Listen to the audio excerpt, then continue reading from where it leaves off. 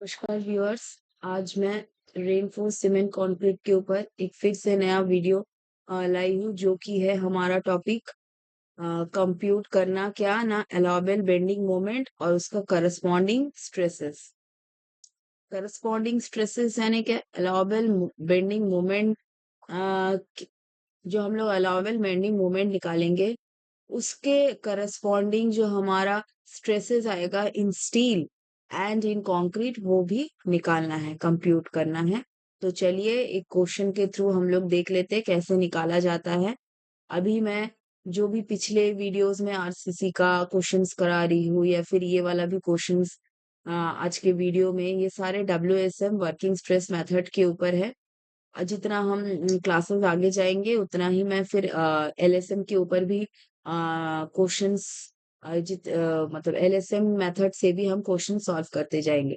तो चलिए शुरू करते हैं आज एग्जाम्पल के साथ, जो कि ये रहा हमारा क्वेश्चन कि consider the same beam section figure 1। Same beam section क्यों बोला है? क्योंकि यही सारा बीम हम लोग पिछले जितना भी हम लोग का लास्ट दो क्लासेस से हम लोगों ने जो मतलब मॉड्यूलर रेशियो, क्रैकिंग मोमेंट, फिर अलाउबल जो हम लोग स्ट्रेसेस निकाल रहे थे जब हम लोग का बेंडिंग मोमेंट गिवन था। तो ये सारे में जो भी क्वेश्चंस, जिस क्वेश्चन से हम लोग सॉल्व करके ये सारा डिफरेंट डिफरेंट टर्म्स निकाले हैं, वैसे ही आज यही सेम क्वेश्चन रख के हम लोग, क्यों सेम क्वेश्चन को मैं रख रही हूँ, जिससे कि हम डिफरेंट, ये एक क्वेश्चन के ऊपर अगर हम लोग जो भी पैरामीटर से निकालना है, बेंडिंग मोमेंट हो गया, स्ट्रेसेस इन कंक्रीट हो गया, स्टील हो गया, क्रैकिंग मोमेंट हो गया, मॉड्यूलर रेशियो हो गया, अगर हम लोग एक क्वेश्चन को समझ के निकाल लेंगे तो जो भी हमारा, जब हम लोग का डायमेंशन चेंज कर देगा, अगर बी यहाँ 300 के जगह अगर हमारा क्वेश्चन में आ गया 400, डी 600 की जगह आ गया 800 या फिर 1000, या फिर जो भी अगर हमारा क्वेश्चन चेंज करके आ गया, तो हम लोग उसको सॉल्व कर सकेंगे इजीली डब्ल्यूएसएम के सहारे। ठीक है, तो चलिए शुरू करते हैं। ये मैंने क्वेश्चन लिया है, ये क्वेश्चन रहा, consider the same beam section figure 1 assuming M20 grade concrete, Fe415 steel, grade steel, determine क्या करने बोला है? First allowable bending moment, allowable bending moment निकालना है, फिर निकालना है स्ट्रेसेस किस किस में, इन concrete and steel, stresses in concrete and steel corresponding to this bending moment. Okay, so ये रहा हमारा क्वेश्चन। ये हम लोग क्वेश्चन के बारे में हम लोग डिटेल में, क्या है ट्रांसफॉर्म सेक्शन, ये सारा हम लोग लास्ट टू लास्ट वीडियो में ऑलरेडी देख चुके हैं। तो जिन्होंने भी मेरा वीडियो नहीं देखा है, तो मैं उन सभी को रिक्वेस्ट करूंगी, व्यूअर्स को, कि प्लीज मेरे प्रीवियस वीडियोस देख लीजिएगा। सो चलिए, ये रहा हमारा क्वेश्चन, ये रहा, चलिए सॉल्यूशन।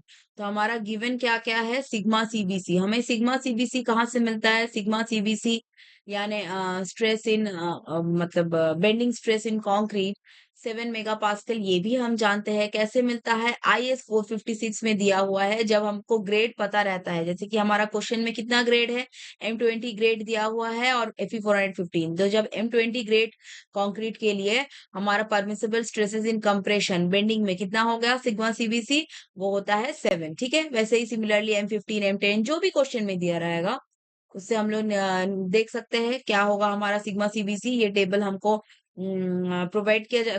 ऑब्वियसली हम लोग IS 456 सेमेस्टर एग्जाम में ले जाना अलाउबल होता है। बाकी अगर कॉम्पिटिटिव एग्जाम की बात देखें तो उसमें ऑब्वियसली IS कोड ले जाना अलाउबल नहीं है। तो तब हम लोग को कुछ कुछ, जैसे कि M20 हो गया, M20, फिर M30, फिर M40, ये जो कुछ ग्रेड्स है, ये इसी से लगभग क्वेश्चंस घुमा फिरा के, जनरली इसी से ज्यादा ये ग्रेड पे ही क्वेश्चन पूछा जाता है। तो अगर हम इस टेबल से ये 3 ग्रेड का याद कर लेते हैं, M20, M30, M40, तो हमारा इजी होगा निकालने के लिए सिग्मा सीबीसी, मतलब फर्दर क्वेश्चन को प्रोसीड करने के लिए। क्योंकि अगर हमको ये सिग्मा सीबीसी या फिर सिग्मा एसटी, ये हो गया हमारा सिग्मा एसटी, इसका अगर वैल्यू पता नहीं है तो ऑब्वियसली हमारा फिर क्वेश्चन सॉल्व नहीं होगा आगे। क्योंकि हम देख सकते हैं सिग्मा सीबीसी वगैरह क्वेश्चंस में सॉल्व करने के लिए यूज होता है। तो सिग्मा सीबीसी का वैल्यू 7 मेगा पास्कल ग्रेड दिया। अब सिग्मा एसटी, उसके लिए भी हमको पता है, टेबल है IS 456 में 2000 टेबल 22, परमिसिबल स्ट्रेसेस इन स्टील रेनफोर्समेंट। अगर हमारा ग्रेड कितना दिया हुआ है, Fe 415, है ना? तो ये रहा grade Fe 415 high strength deformed bars के लिए। इसमें हमारा डायमीटर कितना दिया हुआ है, हम जानते थे डायमीटर हमारा दिया हुआ था 25 है ना? 25 पाई, यानी हमारा स्टील बार्स कितना डायमीटर, 4 नंबर 4 है 25 बार्स। तो 25 यानी 20 से ऊपर तो ओवर 20 उसके लिए कितना होगा, 230, है ना? तो वही लिखा गया है यहाँ सॉल्यूशन में। सिग्मा एसटी का वैल्यू कितना, 230 मेगा पास्कल, वो हम लोग टेबल से देख सकते हैं। एम क्या होता है, मॉड्यूलर रेशियो, वो भी निकालने का हम टेबल देख चुके थे, है ना? सो m इज इक्वल टू 13.33, कैसे निकलता है हमको पता है ना? तो वो होता है हमारा, पता है हमको m इज इक्वल टू क्या होता है, 280/3 सिग्मा CBC। तो हमको CBC का वैल्यू 7 तो पता है, अब इस वैल्यू में पुट करेंगे तो निकालेंगे तो देखेंगे 13.33 आएगा। तो m हमको पता है, और AST तो हमको पता है ही, AST क्या होगा, 4 नंबर का बार से तो 4 into pi by 4 into D square 25 स्क्वायर। एक एक एक डाया का एरिया, अगर area of one dia bars pi by 4 कितना होता है, area of circle pi by 4 into D square 25 square.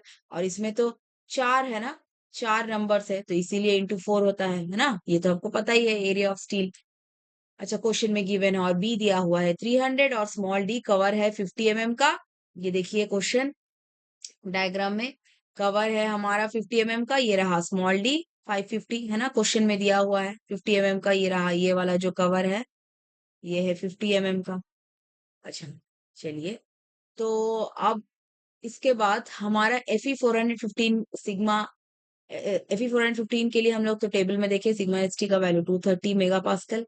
अच्छा, अब के बी निकालेंगे। के बी क्या होता है, वो जो कांस्टेंट रहता है ना, के टाइम्स ऑफ डी, है ना? कितना टाइम्स ऑफ डी होता है ये वाला पोर्शन, ये ऊपर न्यूट्रल एक्सिस के ऊपर कितना पोर्शन है, इसको हम लोग बोलते हैं ना के टाइम्स ऑफ डी, के डी। तो इससे हम लोग के बी अब निकालेंगे, तो के बी क्या निकलेगा, के बेंडिंग में के बी कितना होगा, 280/280 प्लस अलाउबल, इसमें क्या बोला है, अलाउबल बेंडिंग स्ट्रेस निकालने बोला है ना, बेंडिंग मोमेंट निकालने बोला, अलाउबल बेंडिंग मोमेंट। तो बेंडिंग के लिए हम लोग के बी निकाल रहे हैं, सिर्फ के नहीं, के बी।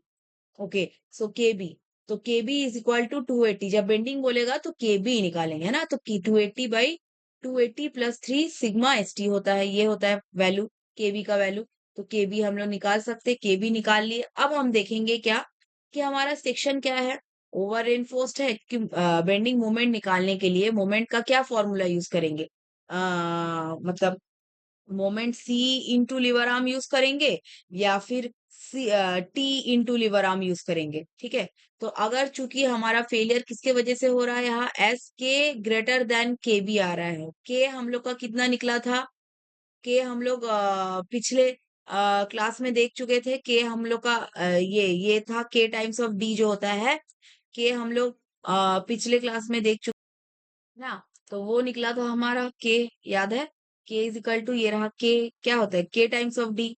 ये वाला वैल्यू कितना निकला था, ये जितना वैल्यू निकला था समथिंग 235 234 ऐसा निकला था। तो K D is equal to neutral axis से डिस्टेंस, जब C is equal to T करके हम लोग न्यूट्रल एक्सिस से, ये हमारा न्यूट्रल एक्सिस से टॉप तक के ये वाला डिस्टेंस हम लोग निकाल लेंगे, है ना? ये डिस्टेंस जैसे ही निकालेंगे तो इससे हम लोग का जो भी डिस्टेंस आएगा 234 पॉइंट समथिंग ऐसा कुछ आया था, तो यहाँ से के निकला था, के 0.42 ऐसा कुछ निकला था, ठीक है?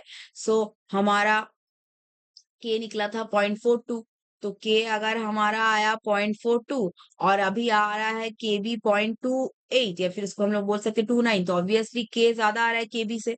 तो बेंडिंग जितना अलाउबल बेंडिंग हम लोग प्रोवाइड कर सकते हैं, मतलब हमारा सेक्शन जितना, हमारा जो ये सेक्शन है, ये सेक्शन जितना बेंडिंग ले सकता है, जितना बेंडिंग ले सकता है उससे ज्यादा हमारा क्या आ जा रहा है इसमें, के का वैल्यू, मतलब हमारा जो एक्चुअल सेक्शन है, एक्चुअल जो हमारा कैलकुलेशन है, एक्चुअल सेक्शन हमारा कितना, जितना बेंडिंग होना चाहिए उससे ज्यादा आना आ जा रहा है। तो हमारा ओवर रेनफो सेक्शन आ गया, इसलिए जो कि ऑब्वियसली हमारा अनवांटेड सेक्शन, ओवर रेनफोर्स को हम लोग जनरली निग्लेक्ट करके चलते हैं।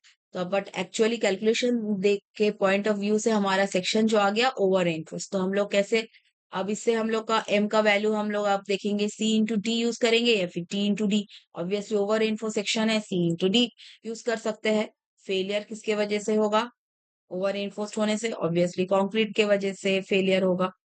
तो अब हमारा जो एफएसटी एफएसटी मतलब हम लोग का यहाँ पूछा है अब स्ट्रेसेस निकालने के लिए कि ना stresses in concrete and stresses in steel. तो अब हम लोग इस स्ट्रेसेस इन स्टील निकालने के लिए क्या करेंगे? Applying T is equal to C. अब सी का वैल्यू क्या था वर्किंग स्ट्रेस मेथड में? सी इज इक्वल टू क्या होता है? Half of sigma C B C into B into K D होता है वर्किंग स्ट्रेस मेथड में। यही जब लिमिट स्टेट में देखेंगे तो 0.36 एफ सी के बी इंटू एक्स यू ऐसा होता है ना? लिमिट स्टेट में देखेंगे तब हम लोग डिस्कस करेंगे।